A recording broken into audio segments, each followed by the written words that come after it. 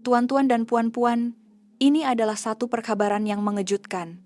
Kenyataan bahwa Kuala Lumpur adalah sebuah bandar yang lebih maju daripada kita adalah sesuatu yang mustahil untuk diterima. Di Prague, Republik Czech, sebuah sekolah menengah perempuan terkemuka dengan tradisi 120 tahun, telah mengalami satu peristiwa yang belum pernah terjadi sebelumnya. Sepatah ayat yang diucapkan oleh para pelajar yang pulang dari lawatan sambil belajar ke Malaysia telah menggegarkan seluruh sistem pendidikan Czech. Pada mulanya, ibu bapa dan guru-guru menentang keras kerjasama ini dengan alasan bahwa Malaysia adalah sebuah negara membangun yang berisiko dengan pelbagai cabaran. Namun, selepas seminggu, cerita yang dibawa pulang oleh para pelajar adalah sesuatu yang di luar jangkaan. Dari saat kami tiba di lapangan terbang antarabangsa Kuala Lumpur Kelia, tanggapan kami terhadap Malaysia ternyata salah sama sekali. Sistem yang mampu mengesan semula paspor yang hilang dalam masa 5 menit, kehidupan seharian futuristik di mana semua pengangkutan awam boleh diakses dengan hanya satu telepon pintar, serta jalan-jalan yang selamat, walaupun pada lewat malam, semuanya membuatkan kami terkejut. Ini adalah kata-kata Katerina, seorang pelajar perempuan berusia 17 tahun. Apa yang lebih mengejutkan adalah tindakan para pelajar ini selepas pulang. Mereka menyerahkan satu cadangan bertajuk "Memalaysiakan Keseluruhan Sistem Sekolah". Apakah yang sebenarnya telah berlaku di sekolah ternama ini, sehingga seluruh masyarakat Czech mula memberi perhatian kepada Malaysia? Sekarang, mari kita dengar kisah yang menakjubkan ini. Sebelum bermula, jika Anda boleh memberikan suka dan melanggan saluran ini, ia akan menjadi pendorong yang besar bagi saya untuk berkongsi lebih banyak cerita tentang Malaysia. Apa kabar semua? Saya Katrina, seorang pelajar di sebuah sekolah menengah perempuan terkemuka di Prague, Czech. Apa yang akan saya ceritakan ini adalah kisah yang saya alami sendiri.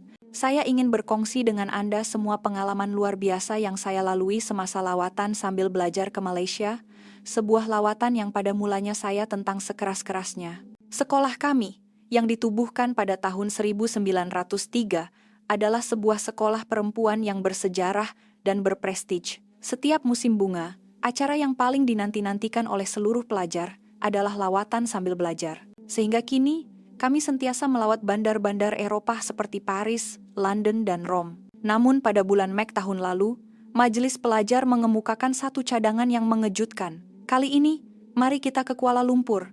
Sejujurnya, saya menentang keras cadangan ini. Saya tidak paham mengapa kami perlu pergi ke negara yang begitu jauh.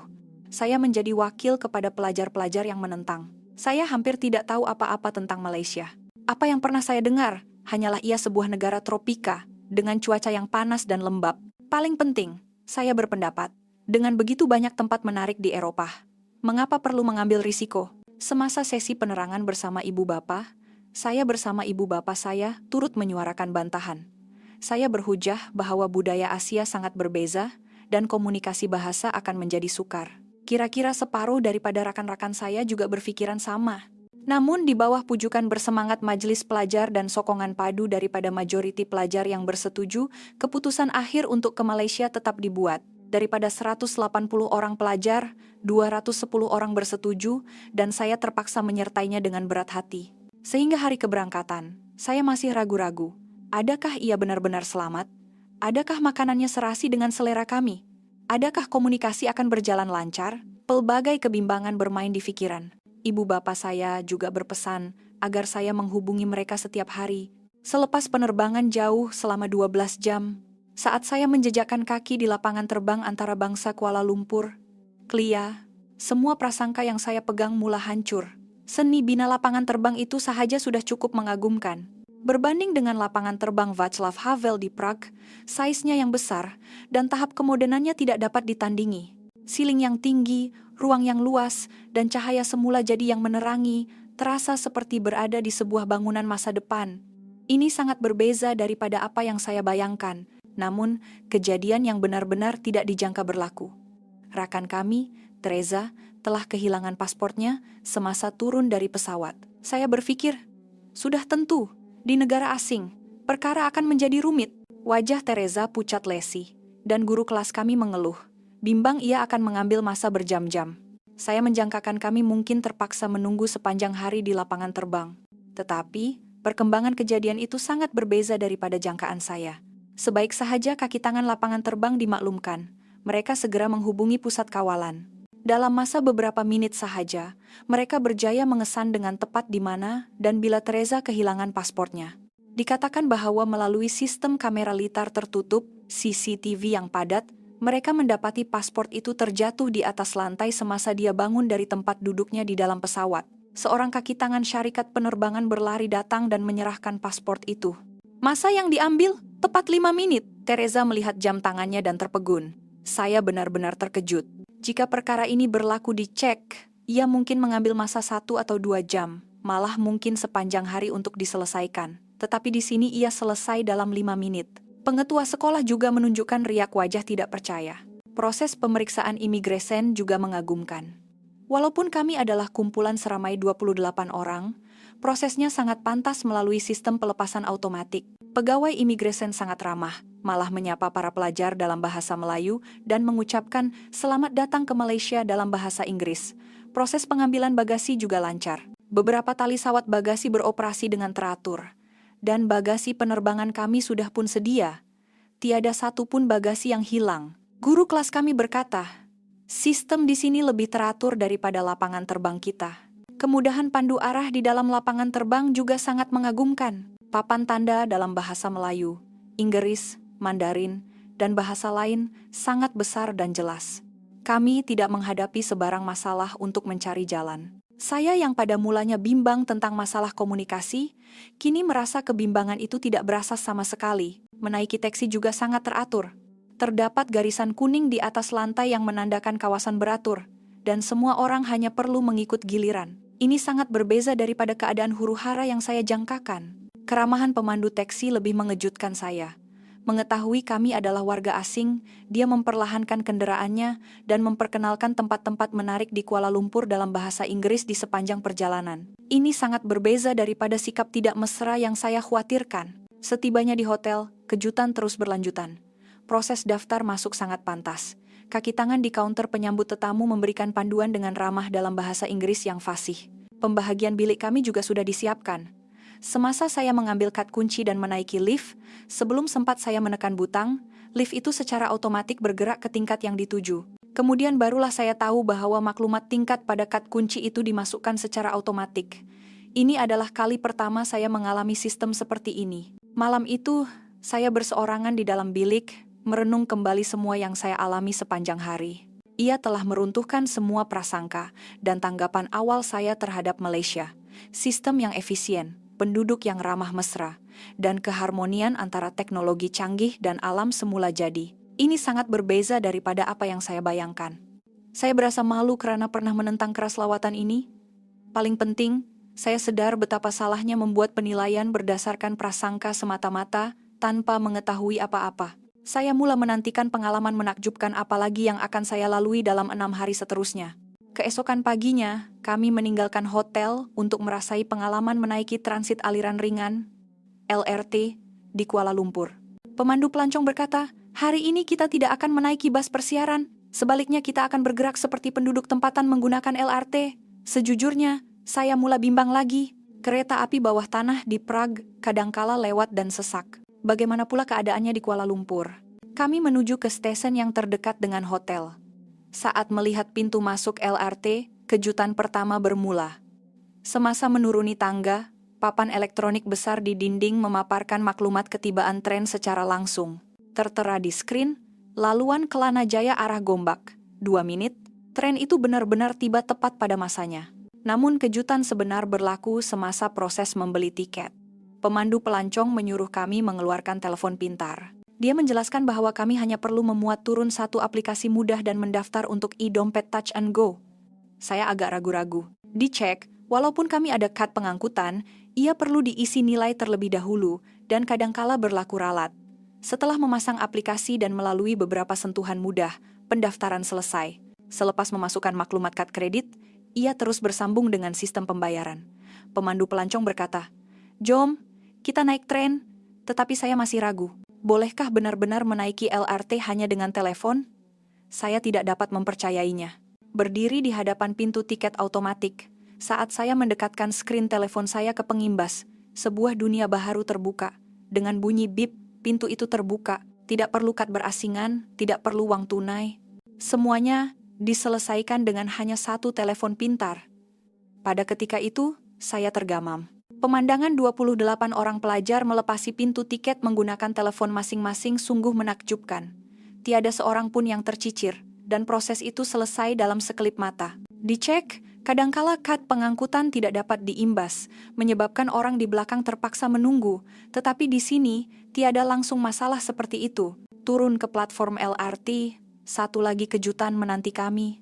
Tanda-tanda di atas lantai menunjukkan dengan tepat di mana tren akan berhenti dan laluan untuk beratur.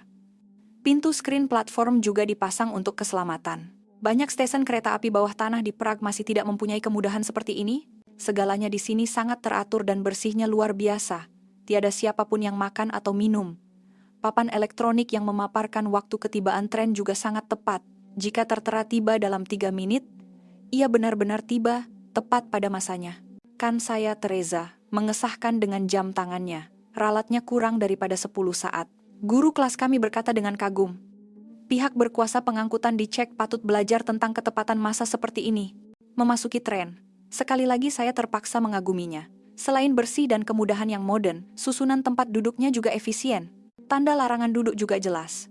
Dan pemegang tangan dipasang pada ketinggian yang sesuai, jadi tidak berasa janggal walaupun berdiri. Apa yang paling mengejutkan adalah sistem maklumat di dalam tren. Skrin di atas pintu memaparkan lokasi semasa dan baki stesen ke destinasi seterusnya. Pada masa yang sama, terdapat pengumuman dalam bahasa Melayu dan Inggris. Saya menyemak aplikasi LRT di telepon saya, dan ia menunjukkan kedudukan kami dengan tepat. Proses pertukaran tren di stesen juga amat mudah. Garisan berwarna-warni di atas lantai menjadi panduan, ikut garisan merah untuk ke satu laluan, dan garisan biru untuk laluan lain. Papan tandanya sangat jelas, jadi tidak perlu risau akan tersesat. Saya pikir stesen pertukaran akan menjadi rumit, tetapi sebaliknya ia sangat sistematik. Eskalator dan laluan pejalan kaki bergerak ditempatkan dengan baik, membolehkan kami bergerak dengan mudah walaupun dengan bagasi berat. Masa yang diambil untuk bertukar tren hanya 3 menit, tiba di stesen destinasi, proses keluar juga mudah. Sekali lagi, hanya perlu mendekatkan telepon ke pintu tiket, dan tambang akan dikira secara otomatik. Ia hanya mengenakan bayaran untuk jarak perjalanan kami dengan tepat. Tidak perlu menyediakan uang tunai atau mencari uang baki, semuanya diproses secara digital dan otomatik. Setelah keluar, kami juga berpeluang menaiki bus awam. Papan tanda elektronik di perhentian bus memaparkan secara langsung bus nomor berapa akan tiba dalam beberapa menit. Tertera tiba dalam 3 menit, dan bus itu benar-benar tiba tepat pada masanya. Semasa menaiki bus, kami juga membayar menggunakan telepon, hanya perlu sentuh telepon pada pengimbas di sebelah pemandu. Tidak perlu membeli tiket berasingan atau menyediakan uang kecil. Bahagian dalam bus juga bersih dan modern. Setiap perhentian diumumkan melalui suara dan dipaparkan di papan elektronik, jadi warga asing seperti kami dapat sampai ke destinasi dengan mudah. Petang itu, dalam perjalanan pulang ke hotel, saya telah menjadi orang yang berbeza. Pagi tadi, sebelum menaiki LRT, saya pikir ia akan menjadi rumit dan menyusahkan, tetapi realitinya adalah sebaliknya. Boleh menggunakan semua pengangkutan awam dengan bebas hanya dengan satu telepon pintar, ini benar-benar ajaib. Berbual dengan rakan-rakan tentang pengalaman hari itu, semua orang mempunyai perasaan yang sama. Sistem pengangkutan awam di Kuala Lumpur jauh lebih mudah dan efisien daripada mana-mana bandar yang kami kenali. Pengetua kami juga bersetuju, katanya. Dengan sistem seperti ini, kereta persendirian langsung tidak diperlukan. Malam itu, saya berbaring di katil, sambil memikirkan pengalaman sepanjang hari. Menggunakan pengangkutan awam, saya tidak pernah berasa tidak selesa. Malah ia lebih mudah dan cepat daripada memandu di Prague. Sungguh menakjubkan bagaimana teknologi boleh menjadikan kehidupan harian manusia begitu mudah. Pada hari ketiga, jadwal kami adalah untuk melawat dataran Merdeka. Sejak awal pagi, cuaca sudah panas terik dengan suhu mencecah 35 derajat Celcius. Ini adalah cuaca biasa bagi Kuala Lumpur. Bagi kami, pelajar dari Czech, ini adalah satu cabaran besar. Tetapi demi melihat mercu tanda bersejarah Malaysia, kami tetap meneruskan rancangan. Setibanya di dataran Merdeka, kami terpesona dengan pemandangan bangunan Sultan Abdul Samad yang megah. Pemandu pelancong menerangkan sejarah Malaysia, dan kami semua mendengar dengan teliti. Semasa kami sedang melawat kawasan Padang, tiba-tiba salah seorang rakan sekelas kami, Margaret, kelihatan terhuyung-hayang dan kemudian rebah. Wajahnya pucat dan dia tidak sadarkan diri. Dia kelihatan seperti terkena stroke haba. Kami semua panik. Guru kelas kami segera menghubungi 999 menggunakan teleponnya. Karena tidak fasih berbahasa Melayu, dia bercakap dalam bahasa Inggris, dan operator menjawab dengan fasih. Mereka mengesahkan lokasi kami dengan tepat dan bertanya secara terperinci tentang keadaan pesakit. Pada masa itu, saya pikir menguruskan kecemasan di negara asing pasti rumit dan mengambil masa yang lama. Lagipun, dicek, ambulans biasanya mengambil masa 15 hingga 20 menit untuk tiba. Lebih-lebih lagi, kami adalah warga asing dan menghadapi halangan bahasa. Saya menjangkakan keadaan akan menjadi lebih rumit. Tetapi, perkara yang mengejutkan berlaku. Hanya 4 menit selepas panggilan dibuat, kami terdengar bunyi siren ambulans. Sebuah ambulans meluru laju dari arah jalan utama. Saya melihat jam tangan saya, ia benar-benar tiba dalam masa kurang dari 4 menit. Paramedik berlari ke arah kami dengan pengusung. Saya tidak pernah melihat tindak balas sepantas ini, apatah lagi di tengah-tengah dataran yang luas. Mereka dapat mengesan lokasi kami dengan tepat. Sungguh menakjubkan. Profesionalisme paramedik lebih mengagumkan. Mereka segera memeriksa keadaan Margaret, mengukur tekanan darah dan nadinya, serta memberikan rawatan kecemasan untuk memulihkannya. Pada masa yang sama, mereka menggunakan tablet untuk menghantar maklumat pesakit secara langsung ke hospital. Salah seorang daripada mereka menjelaskan keadaan kepada kami dalam bahasa Inggris, mengatakan ia kelihatan seperti stroke haba biasa dan meminta kami jangan terlalu bimbang. Dia memberitahu kami bahwa mereka telah memaklumkan hospital terlebih dahulu dan bilik kecemasan sudah bersedia. Proses membawa Margaret ke ambulans juga sangat profesional. Mereka menggunakan peranti untuk melindungi leher dan tulang belakangnya dan mengikatnya dengan selamat pada pengusung. Saya dan pengetua menaiki ambulans bersama-sama. Perjalanan di dalam ambulans sangat mengagumkan. Sepanjang perjalanan, paramedik terus memantau keadaan Margaret. Mereka sentiasa memeriksa tekanan darah, nadi, dan suhu badan, serta berkomunikasi dengan hospital melalui radio, menyampaikan secara terperinci persediaan yang perlu dibuat sebelum kami tiba. Di dalam ambulans itu, saya menyadari betapa sistematiknya sistem perubatan kecemasan di Malaysia, dari rawatan kecemasan di tempat kejadian, penghantaran ke hospital, sehinggalah perkongsian maklumat masa nyata dengan hospital, semuanya berjalan lancar. Setibanya di hospital, ia sungguh menakjubkan. Mereka sudah menunggu di pintu masuk kecemasan. Berdasarkan maklumat yang dihantar dari ambulans, mereka telah membuat semua persediaan yang diperlukan. Margaret segera dibawa masuk dan menerima pemeriksaan rapi. Dokter juga fasih berbahasa Inggris. Dia menerangkan keputusan pemeriksaan secara terperinci, mendiagnosisnya sebagai stroke haba biasa, dan meyakinkan kami bahwa dia akan pulih tidak lama lagi, selepas menerima rawatan. Dia juga menasihati kami supaya lebih berhati-hati dengan cuaca panas dan minum banyak air. Para juru rawat juga sangat ramah dan profesional. Mereka tidak melayan kami secara acuh tak acuh karena kami pesakit asing, sebaliknya mereka menjaga kami dengan lebih teliti. Semasa Margaret sedar, mereka memberikan kata-kata semangat kepadanya. Kira-kira sejam kemudian, Margaret pulih sepenuhnya.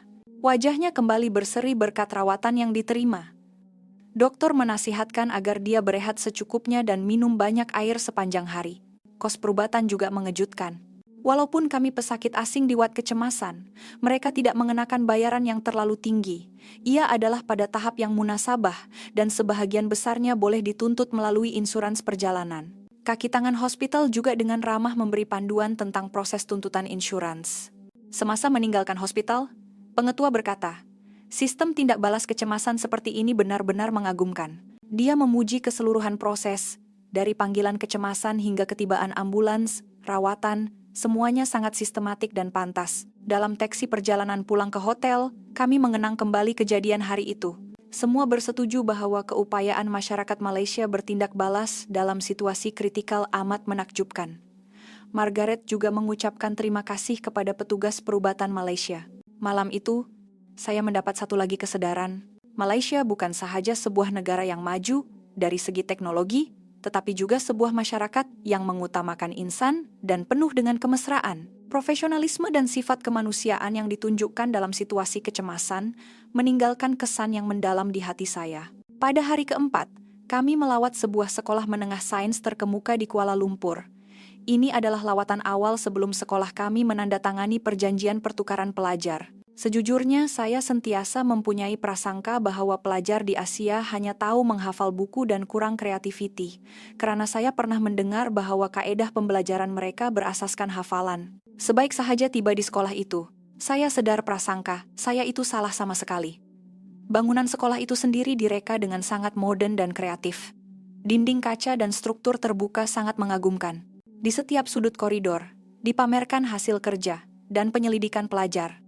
Mula-mula, kami melawat makmal fizik. Pelajar-pelajar sedang membina robot dengan tangan mereka sendiri. Tahapnya benar-benar menakjubkan. Untuk mengatakan ia adalah robot buatan pelajar sekolah menengah, ia terlalu canggih dan rumit. Itu adalah sesuatu yang hanya boleh dilihat di peringkat university di Czech. Di makmal kimia, penyelidikan mengenai bahan baharu sedang dijalankan. Pelajar-pelajar menguji sendiri sifat bahan baharu dan menganalisis data. Mereka bukan sekadar meniru kandungan buku teks, tetapi mereka mengemukakan hipotesis sendiri dan mengesahkannya, melakukan penyelidikan yang sebenar. Tempat yang paling mengejutkan adalah makmal komputer. Pelajar-pelajar sedang membangunkan aplikasi kecerdasan buatan AI. Ya, pelajar sekolah menengah. Mereka benar-benar menggunakan teknologi canggih seperti pembelajaran mesin dan pembelajaran mendalam untuk proyek penyelesaian masalah. Namun, saya menyaksikan satu babak yang benar-benar menyentuh hati. Semasa melawat aktiviti klub pembinaan robot, terdapat seorang pelajar di kerusi roda. Namanya Harun. Dia cedera di kaki akibat kemalangan jalan raya. Pada mulanya, saya pikir Harun menyertai aktiviti dengan bantuan rakan-rakannya, tetapi ternyata tidak. Sebaliknya, Harun memainkan peranan sebagai teras pasukan. Dia mencetuskan ide reka bentuk robot, berbincang dengan penuh semangat bersama pelajar lain, dan memimpin proyek tersebut. Ide Harun sangat kreatif. Dia mencadangkan untuk membina sebuah robot pemandu arah suara untuk golongan cacat penglihatan. Katanya, dia berharap dapat menggunakan pengalamannya sendiri untuk mencipta robot yang benar-benar dapat membantu golongan orang kurang upaya. Ini bukan sekadar teknologi untuk teknologi, tetapi terkandung falsafah untuk membangunkan teknologi yang bermanfaat kepada masyarakat. Ahli pasukan yang lain juga menyahut ide Harun dengan penuh semangat. Mereka bukan melakukannya atas dasar simpati terhadap rakan kurang upaya, tetapi karena mereka benar-benar mengiktirafnya sebagai ide yang hebat dan bersama-sama membangunkannya. Melihat adegan itu, saya sangat terharu. Dikatakan bahwa mereka sedang bersiap untuk pertandingan pembinaan robot sekolah menengah kebangsaan. Dan karya pasukan Harun adalah yang paling mendapat perhatian. Bukan sahaja karena tahap teknikalnya yang tinggi, tetapi juga karena nilai sosialnya yang diiktiraf. Apa yang lebih menakjubkan adalah suasana di seluruh sekolah. Tiada siapa yang menganggap keadaan Harun di kerusi roda sebagai sesuatu yang istimewa. Dia secara semula jadi belajar bersama-sama, melakukan proyek bersama-sama, dan bersaing bersama-sama. Kemudahan mesra OKU di sekolah juga sangat lengkap. Lift dan tanjakan sudah tentu ada, tetapi tandas, makmal, dan semua kemudahan lain direka agar mudah diakses oleh pengguna kerusi roda. Namun, yang lebih mengagumkan adalah sikap para pelajar. Semasa waktu rehat, saya berpeluang berbual dengan Harun. Dia bercakap tentang impiannya dalam bahasa Inggris yang fasih. Dia berkata, pada masa hadapan, dia ingin mengambil jurusan teknologi bantuan untuk membangunkan teknologi yang dapat meningkatkan kualitas hidup orang kurang upaya. Impiannya adalah untuk menjadi seorang jurutera yang dapat membantu lebih ramai orang berdasarkan pengalamannya sendiri. Rakan kami, Teresa, bertanya kepada Harun sama ada dia menghadapi sebarang kesukaran dalam kehidupan sekolah. Harun tersenyum dan menjawab, pada mulanya agak sukar, tetapi sekarang tidak lagi. Rakan-rakan menerima saya seadanya. Pada sebelah petang, kami juga melawat kelas. Dalam kelas sastera, pelajar-pelajar membentangkan novel ciptaan mereka sendiri. Dalam kelas sejarah, perbincangan sedang berlangsung untuk mentafsir semula peristiwa lampau dari perspektif masa kini. Semua kelas berpusatkan pelajar dan penuh dengan suasana yang menggalakkan pemikiran kreatif. Di bilik musik, pelajar-pelajar sedang memainkan gubahan mereka sendiri, satu gubahan unik yang menggabungkan alat musik tradisional Malaysia dengan instrumen modern. Di bilik seni, mereka menggunakan pencetak 3D untuk menghasilkan karya arca. Teknologi dan seni digabungkan secara semula jadi. Sepanjang hari melawat sekolah itu, saya mengalami sebuah dunia yang sama sekali berbeza. Saya sadar betapa salahnya prasangka saya yang menganggap pendidikan di Malaysia bersifat menekan dan hanya penuh dengan persaingan sengit.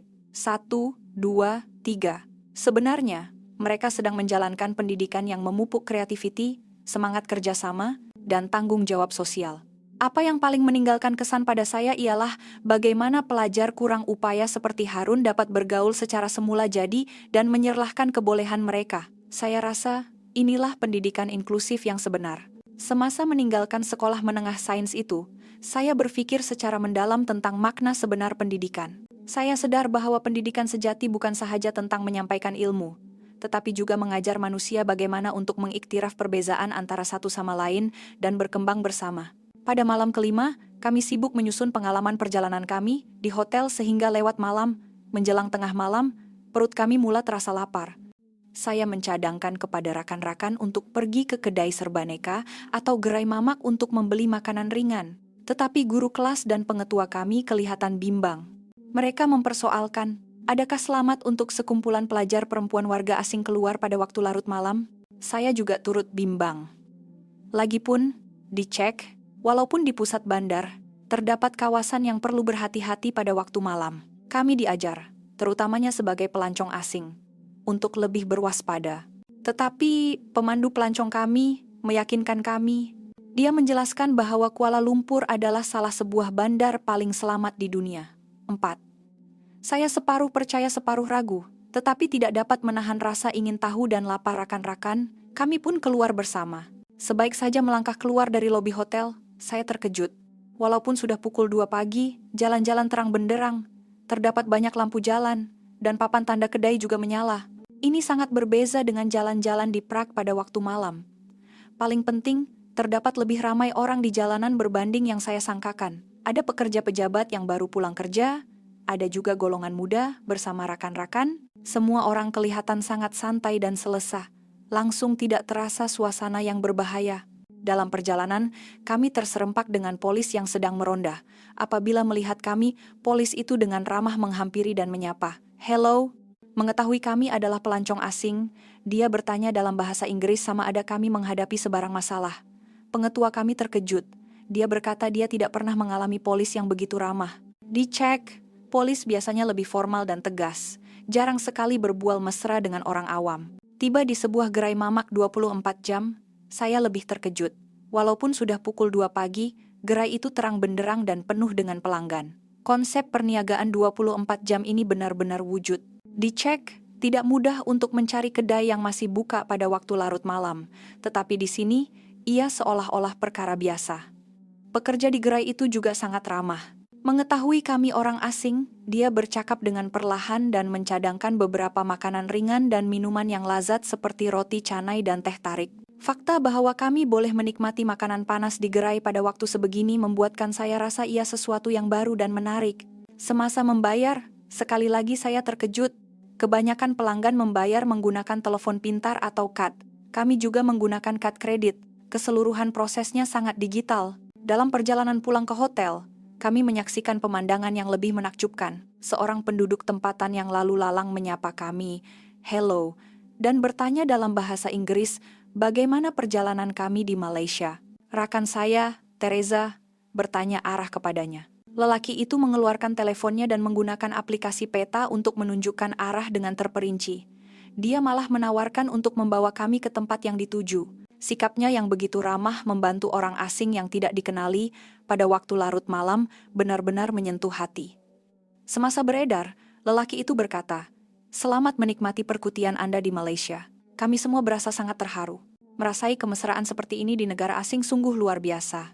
Ini bukan sekadar layanan pekerja industri perkhidmatan kepada pelancong, tetapi keikhlasan yang ditunjukkan oleh rakyat biasa." Di lorong terakhir menuju ke hotel, kami terkejut lagi. Terdapat kamera litar tertutup. CCTV dipasang pada jarak yang sesuai, dan butang kecemasan juga ada di mana-mana. Kemudahan keselamatan benar-benar lengkap, tetapi langsung tidak terasa menekan. Sebaliknya, ia dirasakan sebagai satu langkah untuk menjaga keselamatan rakyat. Tepi jalan juga sangat bersih, walaupun sudah lewat malam. Sukar untuk mencari sampah. Tong sampah kitar semula diletakkan di merata tempat, menunjukkan bahwa penduduknya secara sukarela menjaga kebersihan. Kembali ke bilik sambil menikmati makanan, kami berbual sesama rakan. Teresa memulakan perbualan, sejujurnya. Pada mulanya saya takut, tetapi selepas keluar berjalan-jalan, saya rasa lebih selamat daripada di Prague. Rakan-rakan lain turut bersetuju. Mereka berkata jalan-jalan terang, orangnya ramah, ada polis. Dan yang paling penting, kami langsung tidak berdepan dengan situasi berbahaya. Sebaliknya, semua orang yang kami temui ingin membantu kami. Margaret mengucapkan satu ayat yang muktamad, rasanya Kuala Lumpur lebih selamat daripada Prague. Saat mendengar ayat itu, kami semua sadar betapa cetek dan salahnya prasangka kami terhadap Malaysia. Hanya karena ia sebuah negara tropika, kami menganggapnya berbahaya. Kami benar-benar berasa malu. Sebenarnya sistem keselamatannya lengkap, tahap kesadaran rakyatnya tinggi, dan seluruh masyarakat berfungsi dengan selamat. Guru kelas kami juga bersetuju, katanya. Pada mulanya dia sangat bimbang, tetapi selepas keluar berjalan, dia mendapati ia lebih selamat dan bersih daripada pusat bandar Prague. Kedai dan gerai yang beroperasi 24 jam, penduduk yang ramah, serta sistem keselamatan yang lengkap, semuanya meninggalkan kesan yang mendalam. Malam itu, saya berpendapat bahwa rasa selamat dan kemesraan yang saya rasai di jalanan Kuala Lumpur pada pukul 2 pagi adalah hadiah terbaik dalam perjalanan ini. Ia bukan sekadar melawat tempat-tempat pelancongan, tetapi masa yang berharga untuk merasai wajah sebenar masyarakat Malaysia. Selepas seminggu lawatan ke Malaysia, kami pulang ke Czech. Apa yang menanti kami adalah perhatian yang tidak dijangka. Saya yang pada mulanya menentang keras, kini menjadi pendakwah yang mempromosikan kehebatan Malaysia. Perasaan semasa tiba di lapangan terbang Prague benar-benar bercampur baur. Walaupun ia tanah air yang biasa, entah kenapa terasa sedikit janggal. Saya sadar, dalam masa seminggu, pandangan saya telah berubah sepenuhnya. Semasa menunggu bus untuk pulang dari lapangan terbang, kami sudah merasakan perbezaannya. Waktu ketibaan bus tidak tepat. Ia tiba 12 menit lewat daripada jadwal. Kami saling berpandangan dan ketawa kecil, sambil berkata, di Kuala Lumpur, perkara seperti ini tidak berlaku. Dahulu kami menganggap LRT dan bus yang tiba tepat pada masanya adalah perkara biasa. Tetapi setelah kembali ke Czech, barulah kami sadar betapa hebatnya perkara itu. Bermula dari hari pertama kembali ke sekolah, kami telah berubah menjadi sekumpulan orang yang berbeza. Setiap kali waktu rehat, kami akan berkumpul dan bercerita tentang pengalaman di Kuala Lumpur.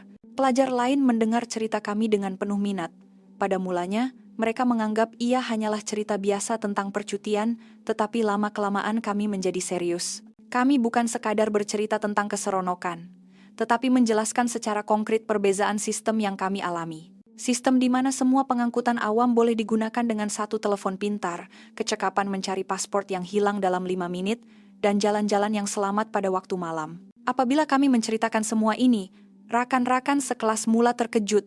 Mereka bertanya, adakah perkara seperti itu benar-benar mungkin? Kami menunjukkan kepada mereka gambar dan video yang diambil menggunakan telepon, paparan skrin aplikasi pengangkutan, waktu ketibaan bus yang dikemas kini secara langsung, kemudahan hospital yang bersih, semuanya kami jadikan bukti. Apa yang paling mengejutkan adalah sistem kecemasan. Apabila mendengar cerita Margaret rebah dan ambulans tiba dalam 4 menit, rakan-rakan menunjukkan reaksi tidak percaya. Karena dicek, adalah perkara biasa untuk ambulans mengambil masa sekurang-kurangnya 15 hingga 20 menit untuk tiba. Beberapa hari kemudian, cerita kami tersebar ke kelas-kelas lain dan tingkatan lain.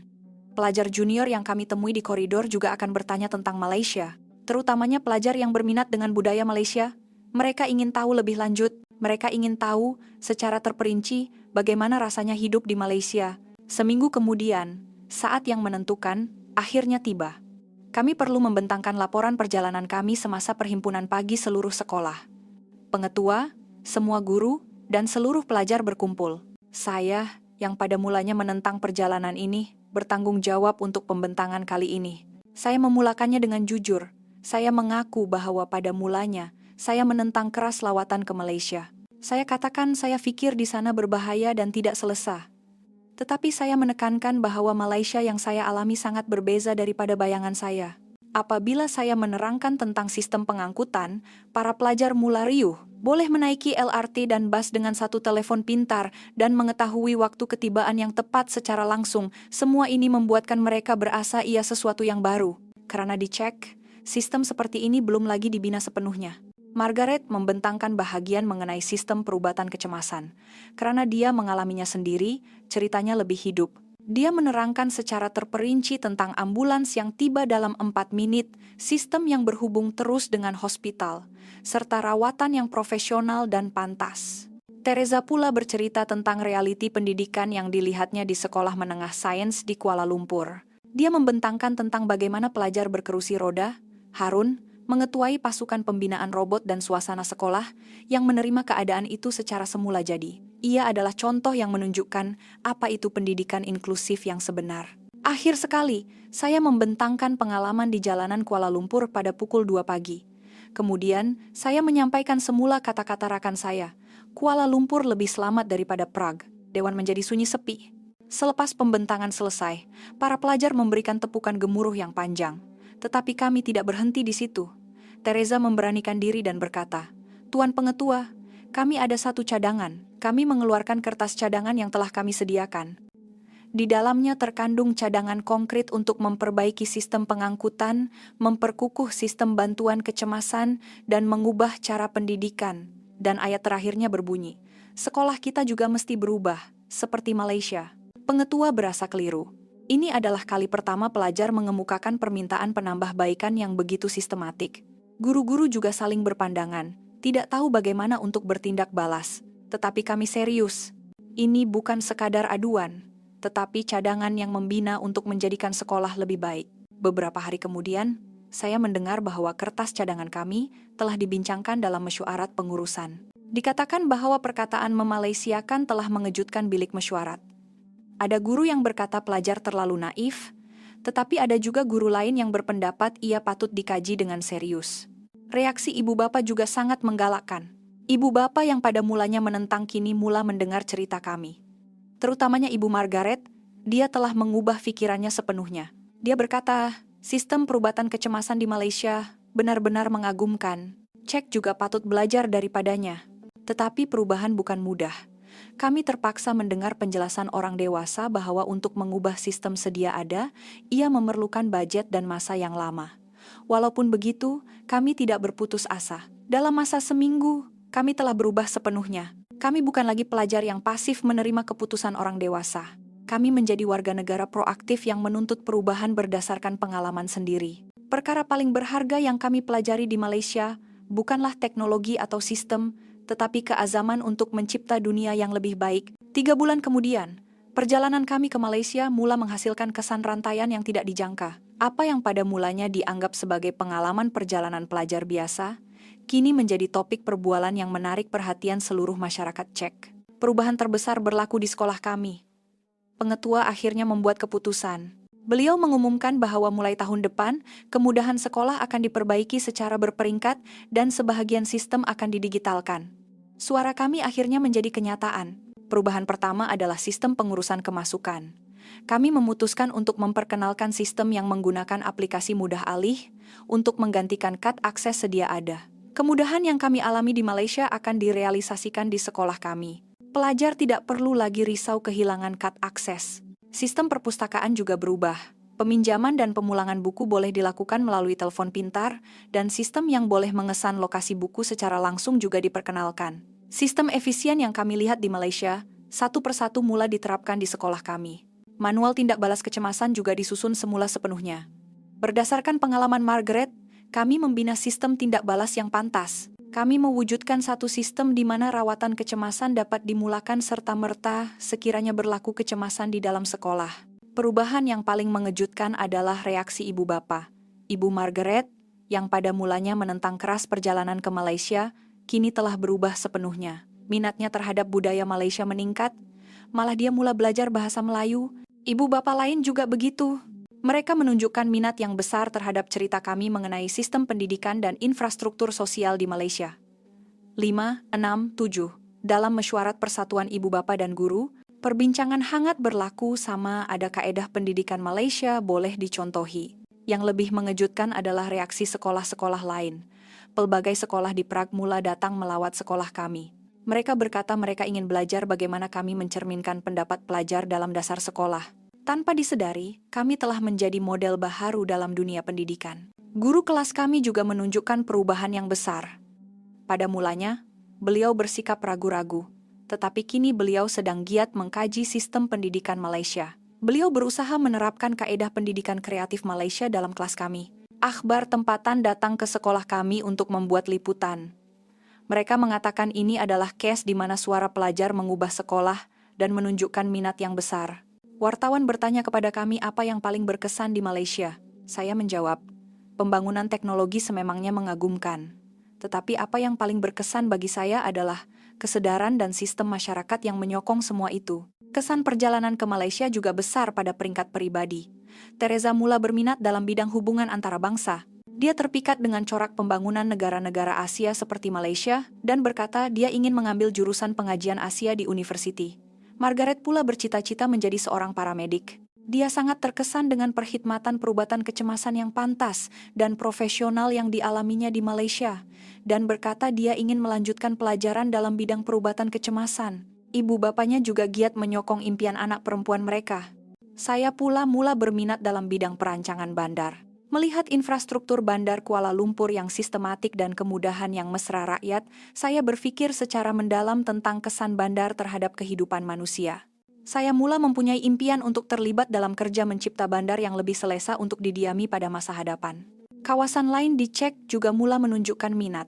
Beberapa sekolah dari Brno dan Ostrava meminta kami untuk berkongsi pengalaman. Kami dengan senang hati melawat sekolah-sekolah lain dan berkongsi pengalaman kami di Malaysia. Apa yang paling bermakna adalah, Sekolah Menengah Sains di Kuala Lumpur telah mencadangkan program pertukaran pelajar kepada sekolah kami.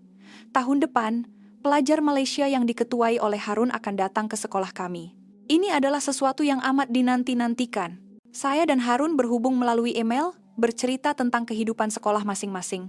Dia menunjukkan minat yang besar terhadap sejarah dan budaya Czech, manakala kami pula ingin belajar lebih lanjut tentang perkembangan teknologi terkini di Malaysia. Saya berpendapat pertukaran seperti inilah wajah sebenar pendidikan antara bangsa. 6 bulan kemudian, melihat kembali, perubahan yang berlaku sungguh menakjubkan.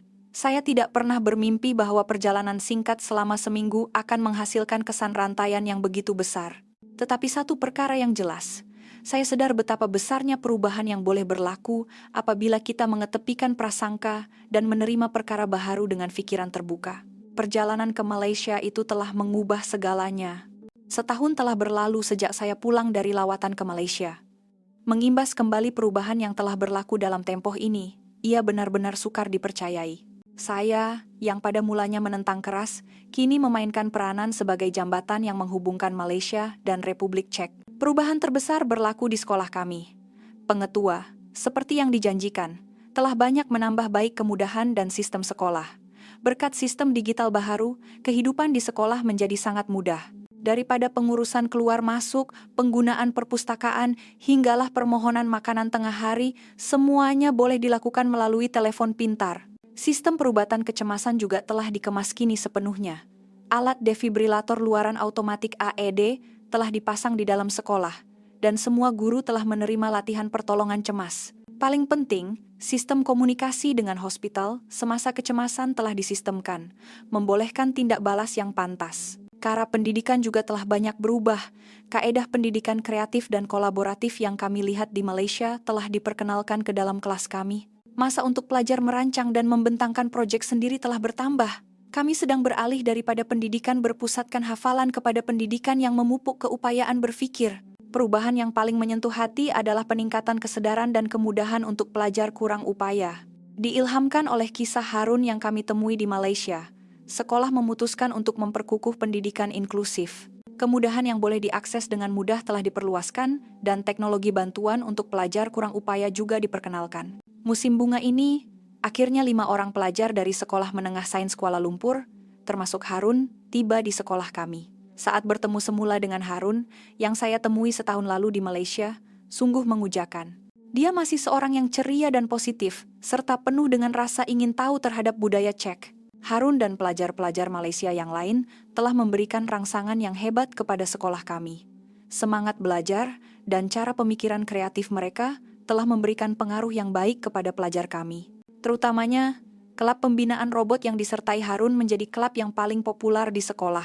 Pertukaran budaya dengan pelajar Malaysia juga sangat aktif. Mereka memperkenalkan kami kepada perkembangan teknologi terkini di Malaysia, manakala kami pula mengajar mereka tentang sejarah dan budaya tradisional Czech. Kami secara semula jadi belajar bagaimana untuk memahami dan menghormati budaya yang berbeza. Harun kekal sebagai seorang pelajar yang luar biasa.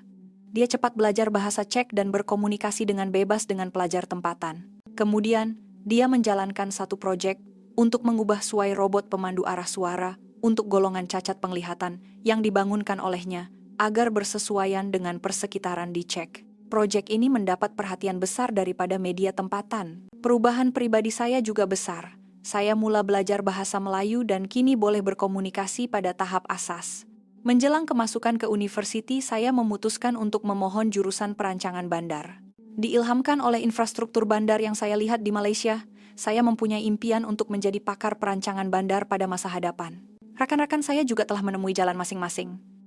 Teresa telah memohon program pertukaran pelajar di sebuah universiti di Malaysia. Dia berkata dia ingin belajar hubungan antara bangsa dan menjadi pakar di rantau Asia, termasuk Malaysia. Margaret pula sedang berusaha keras untuk memasuki fakulti perubatan. Perubahan di kalangan ibu bapa juga menakjubkan. Ibu bapa yang pada mulanya menentang, kini menunjukkan minat yang besar terhadap budaya Malaysia. Ibu Margaret malah membuka kelas belajar bahasa Melayu dan belajar bersama ibu bapa yang lain. Perubahan dalam masyarakat setempat juga dapat dirasai. Jumlah restoran Malaysia di Prague mula bertambah. Minat terhadap budaya Malaysia juga meningkat. Di kedai buku-buku berkaitan Malaysia jelas bertambah. Sekolah-sekolah bahasa Melayu juga dibuka. Lawatan sambil belajar ke Malaysia oleh sekolah-sekolah lain juga meningkat secara mendadak. Apabila pengalaman kami tersebar, pelbagai sekolah di Prague mula memilih Malaysia sebagai destinasi lawatan sambil belajar. Kami juga memainkan peranan sebagai penasihat kepada sekolah-sekolah ini. Apa yang paling membanggakan ialah Kementerian Pendidikan Czech telah memilih kes perubahan sekolah kami sebagai kes cemerlang. Mereka menilainya sebagai contoh teladan dalam menerima pendapat pelajar secara aktif untuk menambah baik sekolah. Dan ia menjadi rujukan untuk sekolah-sekolah lain di seluruh negara. Musim panas ini, beberapa orang pelajar termasuk saya, dijadwalkan untuk melawat Malaysia.